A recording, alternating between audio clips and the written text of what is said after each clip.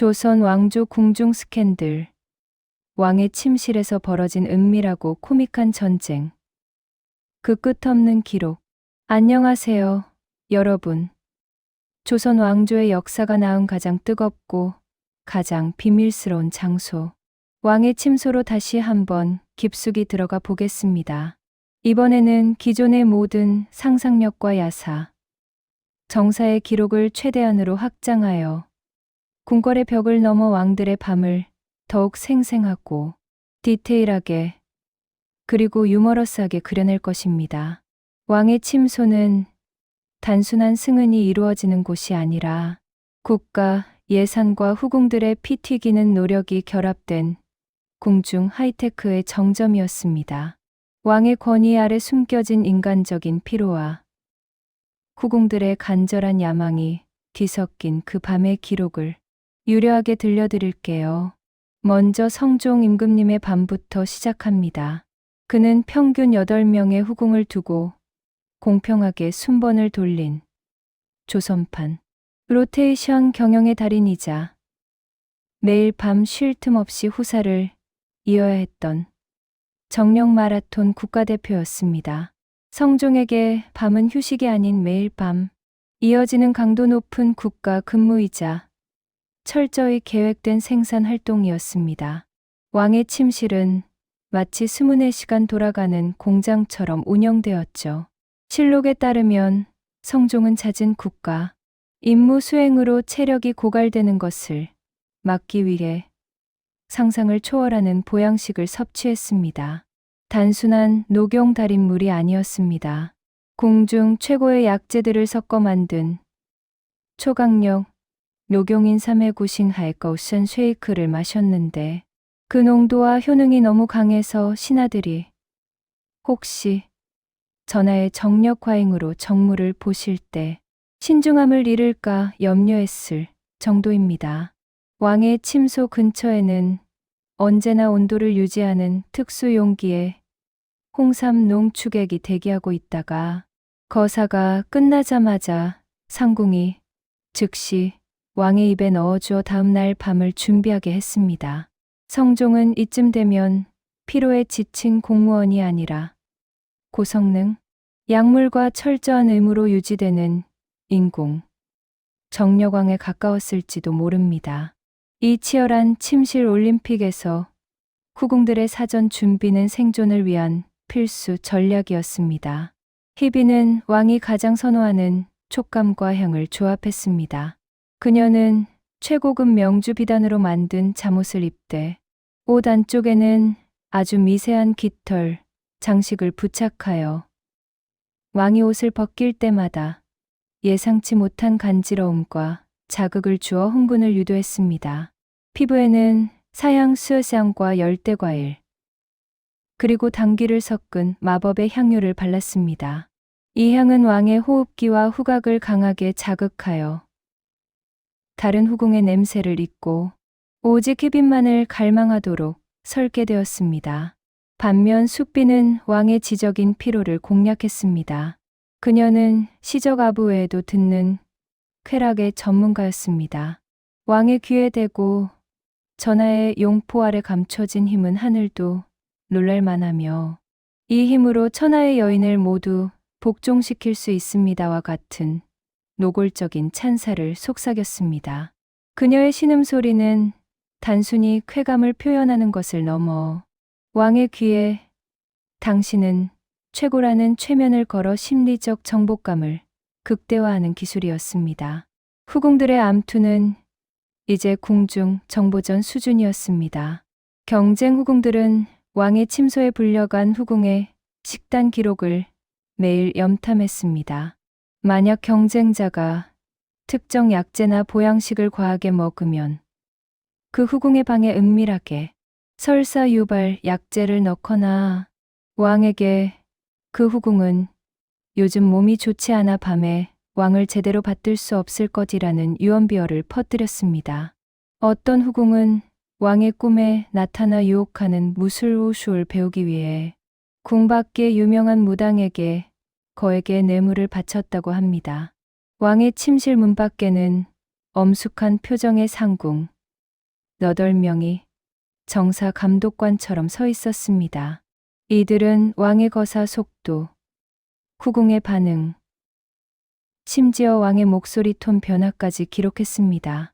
거사가 너무 빨리 끝나려 할 때 상궁이 전하, 후사를 위해서라도 조금 더 천천히 진행하시옵소서 라고 조언하는 정력.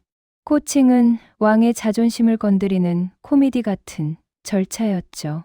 성종은 후궁의 유혹적인 향유와 기술에 힘입어 피곤함을 잊고 국가적 의무를 다합니다.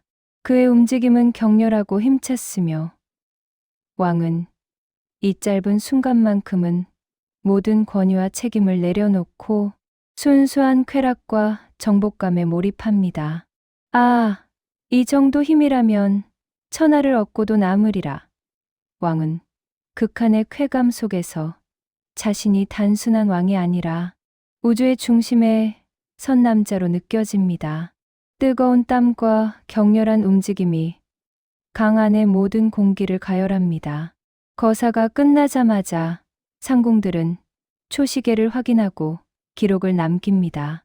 성종대왕, 희빈박씨, 시간 45분 12초. 왕의 만족도, 최상, 신음 형태, 고음, 변조 후 저음 진동. 왕의 움직임 후반부, 폭발적. 후궁은 즉시 깨끗하게 씻겨진 후 특수 제작된 약초탕을 마시고 임신 촉진을 위한 곡부 마사지와 함께 다리를 높이 올려 30분간 정지 자세를 취해야 했습니다. 이 모든 과정이 왕의 다음 날 정무 시작 전에 마무리되어야 했으니 궁궐의 밤은 그야말로 숨 쉴 틈 없는 생산 라인이었습니다. 다음으로 세종 임금님은 달랐습니다. 그는 조선의 왕 중에서도 독보적인 로맨티스트였습니다. 소원왕후와의 깊은 사랑으로 팔남 10녀를 낳았으니 그의 정력은 의무가 아닌 깊은 사랑과 교감에서 우러나온 것이었습니다. 세종은 후궁을 최소화하려 했지만 신하들의 집요한 압박은 계속되었습니다. 세종은 왕비와의 교감을 가장 중요하게 여겼습니다. 왕비는 왕의 스트레스를 풀어주는 궁극의 정신적 휴식처였습니다. 세종은 후궁 대신 왕비와 밤을 보낼 때 천문학, 과학, 음악에 대한 이야기를 나누며 지적인 교감을 먼저 나누었습니다. 한 후궁은 이 점을 이용해 천문학 유혹을 시도했습니다. 전하, 오늘 저 별자리는 남편과 아내가 만나는 길이라 하옵니다. 그 길이 이 침소로 이어지는 듯하옵니다. 라며 왕의 학문적 흥분을 성적 흥분으로 교묘하게 연결시키려 했죠. 그러나 세종은 왕비에게만 진심을 허락했습니다. 세종의 정력 관리는 사랑의 힘과 더불어 중국 황제급 보양식이었습니다. 30대 중반부터 그는 국내 약재를 넘어 중국에서 들여온 희귀한 약재들의 귀한 웅담, 산삼 등을 조합한 황제표, 비밀 정력고를 섭취했습니다. 이는 왕의 스태미나를 유지하고 매번 왕비와의 밤을 감정적 만족도가 최고인 첫날 밤처럼 보낼 수 있게 해주는 비책이었습니다. 세종의 밤은 서두름이 없었습니다. 깊은 교감과 로맨스가 기반이 된 천천히 달아오르는 황홀경이었습니다. 세종은 왕비의 눈을 깊이 들여다보며 그녀의 손에 입을 맞추는 것으로 밤을 시작했습니다. 왕은 왕비의 옷을 천천히 벗기며 그대의 아름다움은 밤하늘의 은하수보다 찬란하오. 그대와의 시간이 곧 내 삶의 목적이오와 같은 로맨틱한 칭찬을 속삭였습니다. 왕의 손길은 섬세하고 애무는 길었으며 두 사람의 호흡이 완전히 하나가 될 때까지 기다렸습니다. 왕비는 사랑하는 남자의 품에서 진심 어린 기쁨의 신음을 터뜨렸고 세종은 이 사랑의 신음에 더욱 강력한 정열을 쏟아냈습니다. 왕의 강인한 정력이 빛나는 순간 방 안은 진정한 사랑이 폭발하는 황홀경으로 가득 찼습니다. 거사 후 왕비는 왕의 품에 안겨 잠들었고 상궁들은 이 로맨틱한 분위기를 깨지 않기 위해 조용히 물러나 최소한의 기록만을 남겼습니다. 다른 후궁들이 질투에 몸부림치며 왜 왕비님만 저렇게 행복하신 거야? 내 별자리 유혹이 통하지 않은 이유는 뭐였지? 속으로 절규할 때 세종은 왕비의 머리카락을 쓰다듬으며 내 사랑, 내일은 어떤 새로운 활자를 만들지 이야기해 줄까라고 속삭였을 것입니다. 세종은 현대에 왔다면 왕비와 커플 버킷리스트 앱을 깔고 서로의 일정을 공유하며 영원히 너만이라는 프로필을 유지했을 지고지순한 궁극의 사랑꾼이었습니다. 마지막으로 숙종 임금님으로 넘어가죠. 그는 후궁 40명으로 역대 최다를 기록했습니다. 그의 침실은 장희빈과 인현왕후라는 두 여인의 운명을 건 싸움터이자 임신, 배틀로얄이 벌어지는 잔혹하고 화려한 서바이벌 무대였습니다. 순번 쟁탈전은 숙종대의 최고조에 달했습니다. 장희빈은 미모와 더불어 왕의 마음을 들었다 놓는 고도의 심리 기술을 겸비했습니다. 그녀는 왕이 자신을 갈망하게 만들기 위해 일부러 순번을 거절하는 밀당의 귀재였습니다. 그녀는 왕 앞에서 야릇한 궁중춤을 추며 왕의 시선을 사로잡았습니다. 그녀의 눈빛은 왕에게 당신 없이는 살 수 없어요 라고 간절히 속삭이는 듯했지만 몸짓은 하지만 날 가지려면 이 정도는 해야 해라고 요구하는 듯한 이중적인 유혹이었습니다. 후궁들은 임신 경쟁에서 이기기 위해 금기 식단을 철저히 지켰습니다. 왕의 정액을 잘 받아들이기 위해 찬 음식을 멀리하고 대추, 꿀, 그리고 특수 제조된 다산 약주를 매일 마셨습니다. 경쟁자를 향한 암투는 흑마술과 독살 시도로 이어졌습니다. 인형에 바늘을 꽂아 저주를 거는 것은 기본이었고 어떤 후궁은 경쟁 후궁의 방에 불임의 기운을 담은 도적을 몰래 넣어 불운을 조장하려 했습니다. 심지어 경쟁자의 상궁을 매수하려 왕이 먹는 보양식에 성욕 감퇴, 약초를 아주 미량 섞으려 시도했다는 이야기는 강씨 궁궐 암투의 치명적인 수준을 보여줍니다. 숙종의 정력은 40명의 여인을 만족시켜야 했기에 궁중 최고의 탑 클래스였습니다. 그는 매일 장어, 전복, 상어 지느러미, 그리고 귀한 약재로 달인 초특급 보양탕을 수시로 들이켰습니다. 이 보양탕은 왕의 체온을 항상 높게 유지하여 정력을 극대화시키는 데 초점을 맞추었습니다. 숙종이 장희빈과 밤을 보낼 때 강하는 숨막히는 긴장감과 열기로 가득 찼습니다. 왕은 장희빈의 노골적인 유혹과 몸짓에 압도당했고 힘이 넘치는 손길로 그녀의 몸을 휘감았습니다. 장희빈은 왕의 귀에 전하의 힘 앞에 무릎 꿇습니다. 영원히 이 힘을 놓지 마소서. 오직 이 조선의 주인만이 가질 수 있는 쾌락입니다. 라고 속삭이며 왕의 쾌감을 극도로 자극했습니다. 왕의 움직임은 거칠고 격렬했으며 두 사람의 신음은 방을 넘어 궁궐 일부에까지 은밀하게 퍼져나갔을 것입니다. 이 열기야말로 조선을 영원히 지탱할 것이다.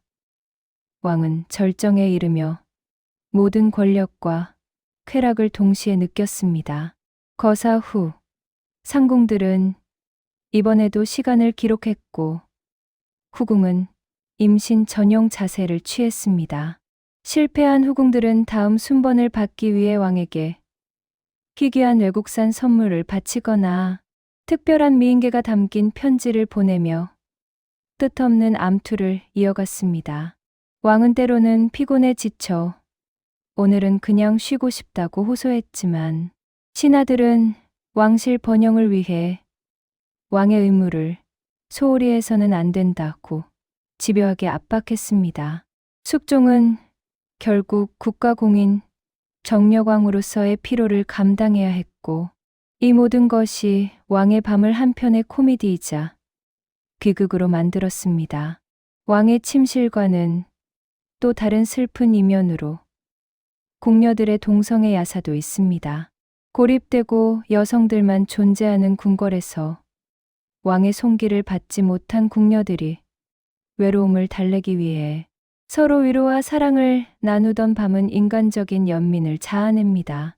이들의 관계는 대식이라고 불리며 궁궐 내의 엄격한 규율 속에서 피어난 유일한 감정적 안식처였습니다. 특히 고종시대의 기록처럼 엄격한 궁궐 생활 속에서 여성들끼리 형성된 유대와 위로는 왕의 의무적인 사랑과는 또 다른 형태의 사랑이었죠. 왕의 침실에서는 거사 후처리법이 철저했습니다. 후궁은 깨끗이 씻긴 후 임신 가능성을 높이는 자세로 30분 누워 있어야 했으며, 다음 날 아침에는 수태 촉진 약초탕을 마셨습니다. 이 약초탕은 신진대사를 촉진하고 임신에 유리한 환경을 만든다고 믿어졌습니다. 왕은 피로 회복을 위해 최고급 보양식을 먹고 신하들과 다음 후궁 순번을 논의했습니다. 왕의 성생활은 개인의 기쁨이 아닌 왕실 혈통 유지라는 엄중한 책임이었던 것입니다. 만약 이 왕들이 현대에 왔다면 성종은 피로 누적 병가를, 세종은 왕비와 해외여행을, 숙종은 여성 편력 상담을 받으며 왕실 의무에서 벗어나고 싶어 했을 것입니다. 여러분, 이처럼 길고 흥미진진한 왕들의 은밀한 시간 이야기 재미있으셨기를 바랍니다.